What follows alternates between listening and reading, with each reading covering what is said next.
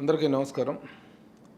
అక్కినేని కుటుంబం మీద మంత్రి కొండా సురేఖ గారు చేసినటువంటి నీచమైనటువంటి, హేయమైనటువంటి, జుగుప్సాకరమైనటువంటి ఆరోపణలు తెలుగు రాష్ట్రాల్లో, ఉభయ తెలుగు రాష్ట్రాల్లోనే కాకుండా ఎంటైర్ మీడియాని, సినీ, రాజకీయ రంగాలన్నింటినీ కుదిపేస్తున్నటువంటి విషయం అందరికీ తెలిసిందే. దీని మీద ప్రతి ఒక్కళ్ళు స్పందిస్తున్నారు. ముఖ్యంగా చిత్ర పరిశ్రమలోని ప్రముఖులందరూ కూడా దీన్ని తీవ్ర స్థాయిలో ఖండిస్తూ వాళ్ళ ఆవేదనని, బాధని వ్యక్తం చేయడం జరిగింది. కొండా సురేఖ గారి జీవిత ఆధారంగా బయోగ్రఫీ తీసినటువంటి దర్శకులు, ప్రముఖ దర్శకులు రామ్ గోపాల్ వర్మ గారు కూడా దీన్ని తీవ్రంగా ఖండిస్తూ, అసలు చేసింది, గాయపరిచింది, బాధ పెట్టింది అక్కినేని కుటుంబాన్ని అయితే సారీ పోయి సమంతకు చెప్తారేంటి అని చెప్పేసి ఆయన ప్రశ్నించడం రియల్లీ వండర్ఫుల్ రైజింగ్. అది నిజంగా సమంతకు సారీ చెప్పానంటే ఏం చెప్పారు? సారీ సమంతకు ఆవిడ సారీ ఏం చెప్పలేదు. అసలు సమంతకు సారీ చెప్పాల్సిన అవసరం లేదు. సమంత మీద కాదు ఈవిడ ఆరోపణలు చేసింది. ఈవిడ ఆరోపణలు చేసింది ఒక ప్రతిష్టాత్మకమైన అక్కినేని కుటుంబం మీద.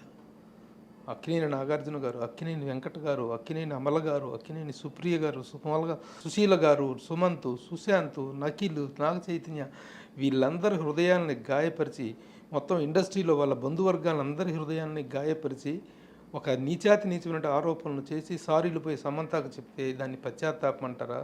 దాన్ని రియలైజేషన్ అంటారా? కేవలం ఏదో ఒకటి మొహాన పడేస్తే సరిపోతుంది అనుకుంటున్నా. అదే ఆవిడకి నేను సారీ కూడా చెప్పలేదు, ఉపసంహరించుకుంటున్నానని చెప్పారు.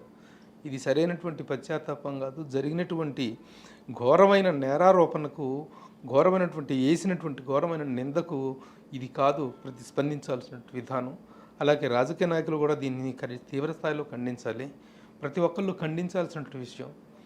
ఎందుకంటే మొదటి నుంచి ఎన్నో దశాబ్దాలుగా తెలుగు వారి జీవన విధానంలో ఒక భాగంగా మమేకమైనటువంటి కుటుంబం అక్కినేని కుటుంబం అంటే, ఆ కుటుంబం మీద ఇంత నీచమైనటువంటి నింద వేసి, మీ రాజకీయమైనటువంటి కక్షలు, రాజకీయమైనటువంటి కార్పణ్యాలు ప్రతిరోజు ఏవో ఒకటి అనుకోవటం, తిట్టుకోవటం, కొట్టుకోవటం అనేటువంటి ఒక రాజకీయ రచ్చలోకి ఆ మసి మొహాన పూసి తొడ్డును తుడిచేసుకొని పోయేటువంటి వ్యవహారం కాదు ఇది. ఒక కుటుంబ ప్రతిష్టకు సంబంధించిన విషయం.